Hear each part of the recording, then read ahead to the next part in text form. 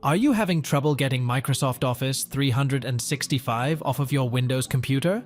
We'll walk you through the process of uninstalling Office 365 on Windows 11 in this brief tutorial.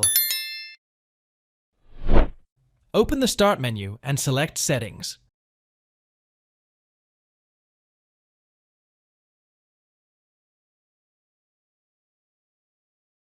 Navigate to Apps. Open the Installed Apps section.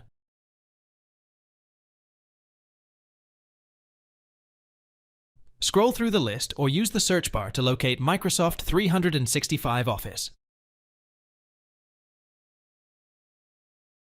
Click the three dots next to Microsoft 365 Office to open its options.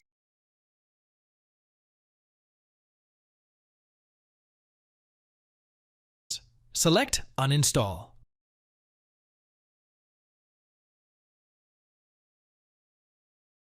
A confirmation prompt will appear. Press Uninstall again to proceed. This will remove Microsoft 365 Office and its settings, but your documents will not be affected. Thanks for watching. If it helps, make sure to hit like and subscribe.